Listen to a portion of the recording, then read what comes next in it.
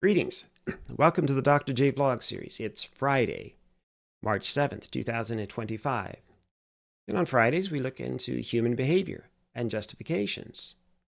So I have a bit of a treat today in the sense that I'm going to be presenting a little bit of my own research with respect to corporal punishment. I recently published an article in an academic journal on an integrated theory of corporal punishment. I'll leave a link in the description below as well if you're interested. So I thought it would be interesting then to talk about the behavior and what explains patterns of corporal punishment usage. If you're like me, or if you're older and you grew up in the 1960s, then you would have had a great deal of exposure to corporal punishment, almost certainly. It was very much the norm back in the day, certainly within families. Surveys indicated that about 90% of parents used some type of physical punishment, at least on occasion, with their children. And corporal punishment is quite commonplace in schools back in the day as well. I can speak from experience. I endured the wooden paddle of one Thomas B. Lyles, our principal, on multiple occasions for my various transgressions as a school child. And that I should remember his middle initial, too, is a testament to just how well he and I became acquainted with one another. But over time, cultural practices have changed, and these days it's estimated that roughly about half of parents will use corporal punishment at least once in their children's early lifetime to discipline them. But as a regular, recurring practice, much less commonplace. At best, the figures are probably around 1 in 4 to at most 1 in 3 parents who use corporal punishment on a more regular basis with their younger children. And then the use of corporal punishment also drops off significantly as children age and as they become teens. There's long been, of course, a philosophical debate about the morality and the utility of using corporal punishment, or CP. I'll use the acronym quite often as we move forward. That dates back literally centuries, even to the Bible. Spare the rod, spoil the child. People still tend to hold strong opinions about whether parents should or should not be permitted to use physical force to discipline their children. We have laws, of course, in the United States and Canada and around the world regulating the use of such force, but the bottom line is that parents are still allowed to, at least again within the U.S. and Canada, they're allowed to practice some degree of corporal punishment. Excessive force, of course, can result in parents or adults being charged with child abuse. And I should mention, it's important to note that there's a movement afoot to ban corporal punishment worldwide from the global initiative to end all corporal punishment of children. And they're tracking behavioral practices and the laws across countries, and more than 60 countries, as of this vlog, have now officially outlawed CP, or the use of CP upon children. From a child rights perspective, these countries now consider corporal punishment to be a violation of human rights and the dignity of children. You may or may not agree with that. I'm just, again, my point here isn't to try to adjudicate the philosophical debate. I just thought I'd mention it. And my interest, though, of course, is in trying to explain the behavior from a scientific perspective. And as a scientist, and so many others have recognized before me, like George Homans, amongst others, science always has two main jobs to do, that of discovery and description, and that of explanation. So we're looking to try to understand the patterns within nature, the different behavioral patterns, and then if we're a successful science, we're able to explain why these patterns recur in nature. That's the purpose of today's vlog, not to examine the moral debate about the appropriateness or inappropriateness of corporal punishment, but rather, and I'm not here to try to excuse or condone behavior one way or the other. Instead, my focus, what is it that explains why at least some people or some parents use corporal punishment to discipline their children? So we have to define the core concept if we're going to attempt a scientific explanation. So what do I mean by it? CP refers to the use of physical force with the intention of causing a child to experience pain for the purpose of correcting or controlling the child's behavior. That comes from Murray Strauss, who's probably one of the best known researchers, a pioneer in the study of corporal punishment. Corporal punishment, as you know, contains an array of different disciplinary measures that parents or caregivers might use in domestic settings. And again, I'm focusing on the domestic setting rather than public forums or the expressions or the use of corporal punishment in schools. So to be clear then, corporal punishment involves the use of physical force. That is, it is a type of violence, and it's a way of attempting to exercise social control over the children, and usually in a normatively approved fashion.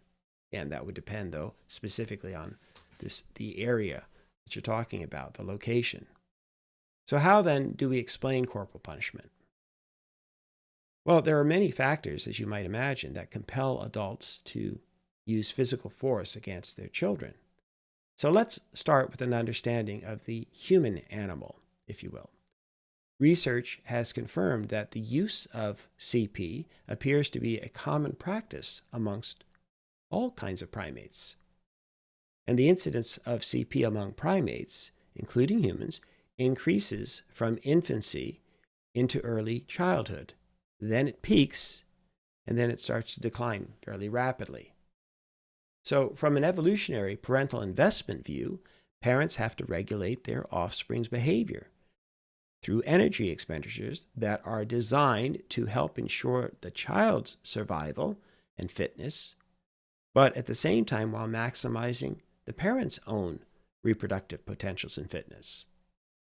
And in that sense, then, the parents and their offspring can come into conflict.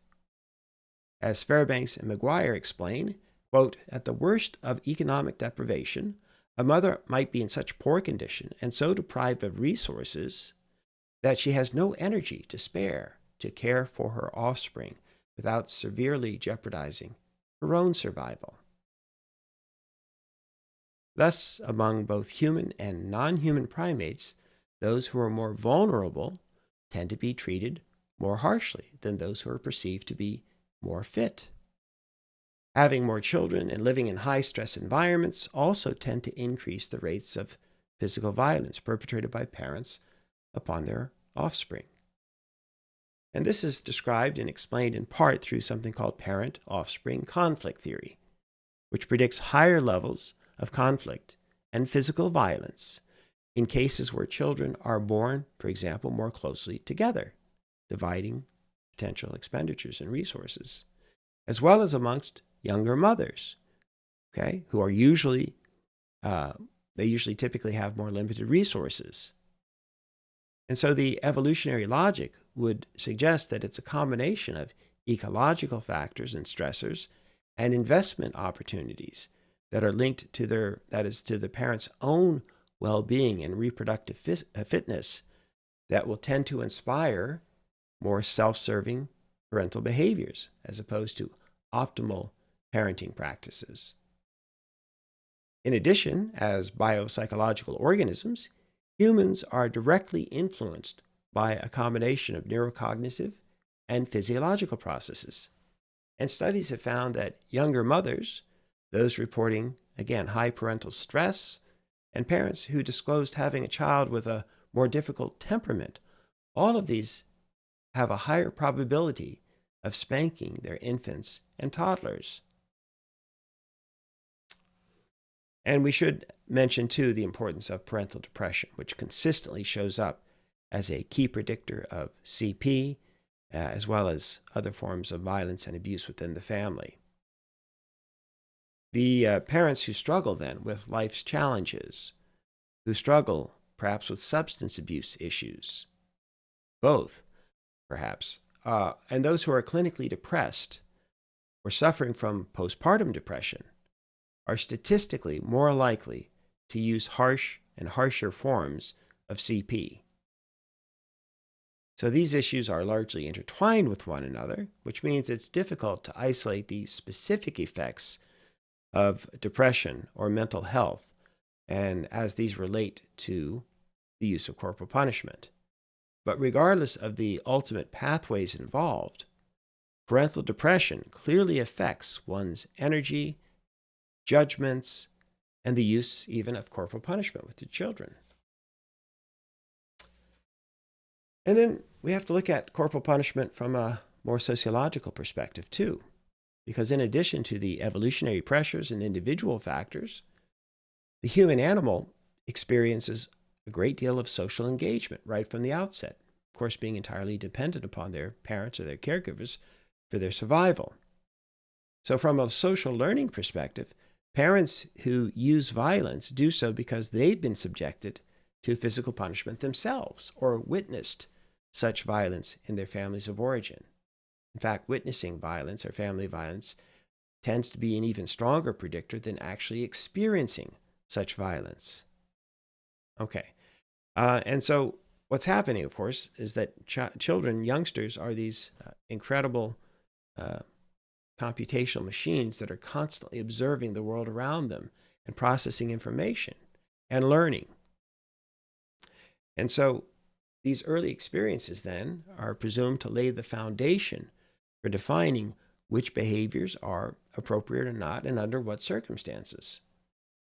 Most famously, going back several decades, we have the work of Albert Bandura, who conducted a series of experiments where he had people respond to an inflatable doll in front of preschool-aged children.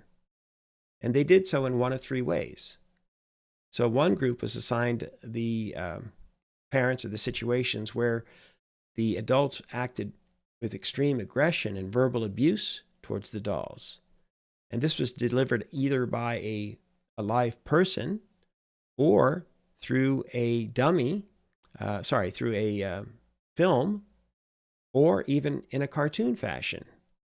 But regardless, they were all expressing aggression and verbal abuse with the dolls.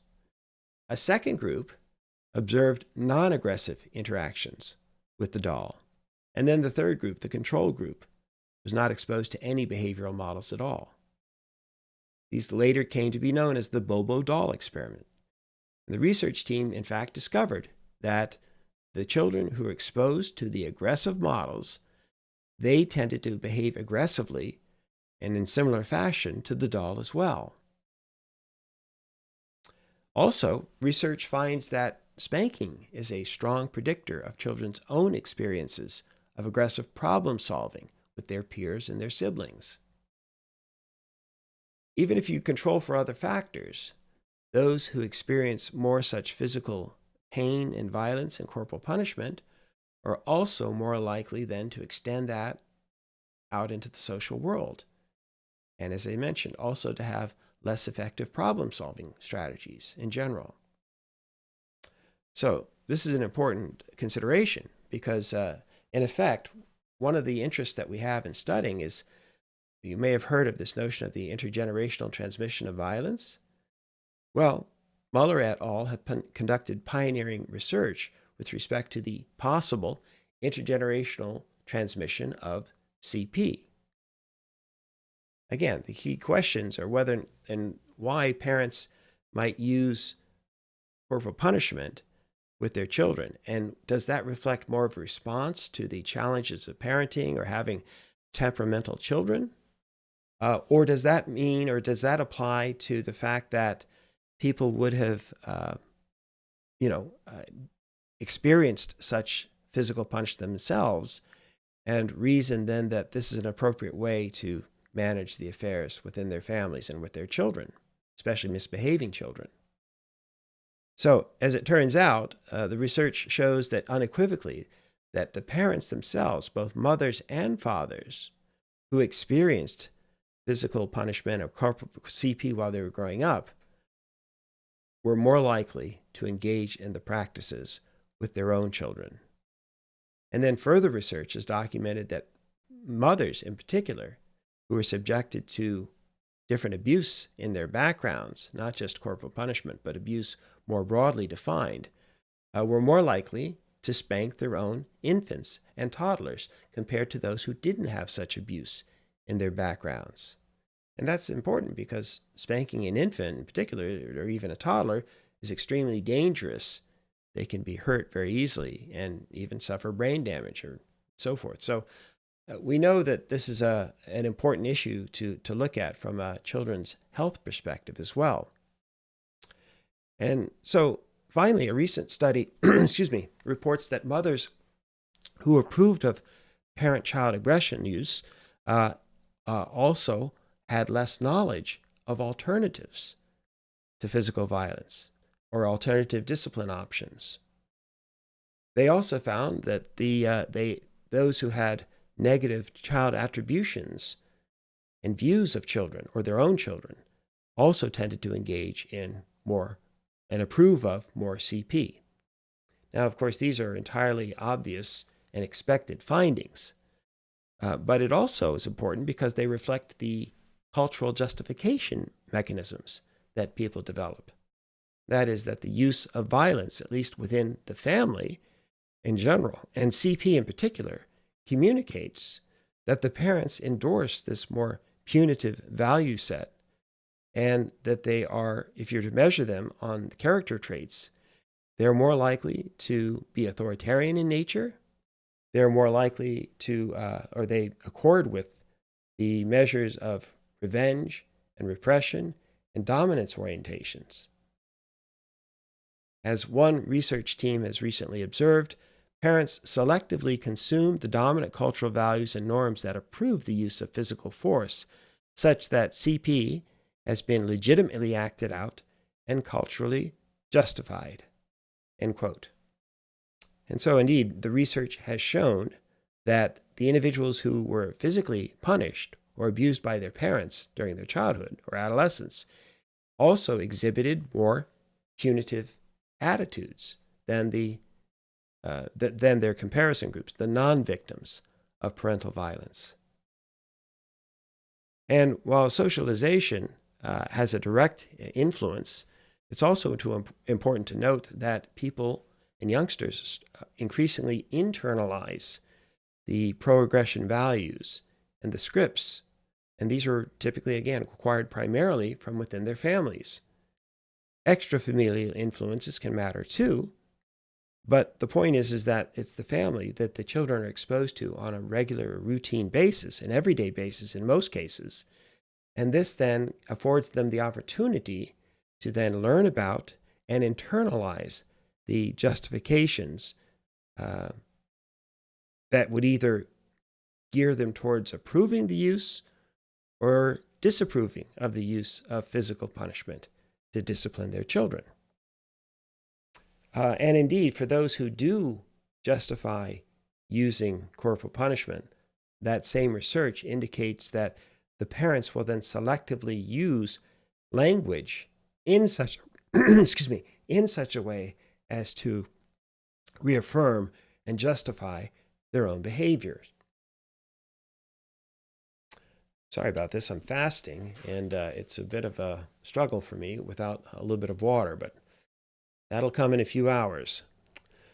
Okay. In addition, parents who use, physical violence against their children typically do so because they want to punish them, right? They want to exercise some type of social control in response to behaviors that they consider to be inappropriate or deviant. And virtually any behavior, of course, might elicit a negative response, depending on the normative structure of the household, or what we would call the household rules, for example. And you also then have to look at the statuses of those who are involved. Children who are disobedient and disrespectful from a parental standpoint are especially likely to be subjected to physical discipline or corporal punishment. And by definition, CP is a penal style of social control, meaning that parents are choosing to inflict physical punishment unilaterally upon their children. So all else equal, that's more easily accomplished then if the children are younger and physically less able to resist or to fight back. Plus, children have fewer resources of virtually all kinds compared to their parents, and that reflects, again, the hierarchical nature of most families. My colleagues Tucker and Ross determined then that corporal punishment tends to vary directly with the degree of family hierarchy. And the greater the concentration of power and authority in parental figures, that tends to lead to higher levels of physical discipline, at least compared with more democratic or egalitarian households. And the most inferior, in quotes, individuals within families are the youngest members, who have the fewest resources, and thus they're the most vulnerable to physical discipline. But that's not all. Not only do parents stand in a different relationship to their children based on their age and their control of resources, but they also vary in the extent to which they interact with their children and others within their households on a daily or a regular basis. And in that sense, some families, some household living situations are more intimate than others. That is, as defined by this notion of spending more time together. And if you spend more time together, by definition, you're going to have more opportunities to interact with one another. And in that sense, to also come into conflict or identify norm-violating behavior within the family context. And so if the behaviors or the misbehavior of children increase, it may be in part a function of just the parents seeing their children on a more regular basis and having more opportunities to become aggrieved with them. And if the parent also has to deal with more difficult children, those who have mental and or physical health problems, then these factors individually and cumulatively increase the risk of CP. Yet, to my knowledge, studies largely have not been published on the time spent together as a potential risk factor for CP, or at least they're extremely rare. The COVID-19 pandemic, however, has provided us with something of a natural experiment, and there is some research that's coming out in that regard. But I'm not going to get into that today. I'll talk a little bit about that next week. The fact that, parents and children usually live under the same roof, or at least in most cases, and engage in common activities, means that we can talk about their relationships in terms of their intimacy and in terms of the extent to which they're more similar or distant from one another culturally. What do I mean there? Well, I want to argue that some children are arguably closer to their parents than others, both relationally and culturally. And in particular, children living with, for example, step-parents, adoptees, or foster children are more socially distant than those children who have lived with their bio parents right from the outset. So that latter group has an established relationship between parents and children, typically right from birth. And by definition, they'll not only will they have that in common, but they'll also then share the family name. They will have a common language, a common ethnicity related to their family backgrounds, and they will have established, most importantly, a relationship right from birth, right from the outset. And that matters in terms of how we relate to one another, what's considered to be an important consideration, and even how we treat one another in terms of our levels of respect, care, and concern. So the point is that if you do enter into a family situation from a very different background or at a later junction, or if you're a stepchild, and so on, all of these reflect different types of cultural distances. And if you're in such a situation, it's not surprising to learn then that the research shows that those folks, that is to say, the stepchildren, the adopted children, the foster care children, all of these different types of children are at greater risk for corporal punishment, partly reflecting this greater cultural distance. So again, we would expect then, and the research has shown, to the extent that it's been done in this way, has shown that corporal punishment directly relates to or increases with the social distance that parents and their children have between each other. And parents are more likely to respond to some children, those that are more distant and more different from themselves, with physical discipline. And in addition, parents are more likely to use CP in private rather than in public settings where there might be a disapproving bystander nearby or someone else who might intervene. There was a infamous video some years back that captured a woman, a mother, looking behind her and then shoving her daughter into the back seat of the SUV and then punching her repeatedly. But because this was captured on a videotape, she was later convicted of child abuse. So the point being then that privacy affords people an opportunity to engage in all kinds of behaviors unknown to the general public, and thus we expect corporal punishment, among other things, to be more commonplace behind closed doors, and specifically if the children tend to be more isolated in general or cut off from potential supporters. And then finally, we can talk about it at the societal context level. The forces at play here are much more diffuse and indirect if we're talking about the impacts of external community supports, institutional arrangements, and even the prevailing zeitgeist with respect to CP practices. So we know then that families are situated within communities and linked to societal institutions in countless ways. At the very least, if CP practices are widespread in certain locations, we'd anticipate that that would reflect then this broader set of cultural approval or understandings with respect to the use of corporal punishment in parent-child relationships. And yet, communities and cultures are never static either, which suggests that we should look at parenting practices in a more dynamic fashion. For example, one study shown that parenting behaviors changed after the attendees attended a parent skill development program. But it changed not so much or just necessarily because of the cognitive aspect or the knowledge learned, but it changed because it showed subsequently that the parents tended to band together and help each other and mobilize if there were challenges that one or the other parents was experiencing. So this broader community mobilization practice ended up being the most important outcome in terms of interventions to potentially reduce corporal punishment. On the other side of the world, and interestingly enough, there was a study that was recently completed with respect to Tanzania.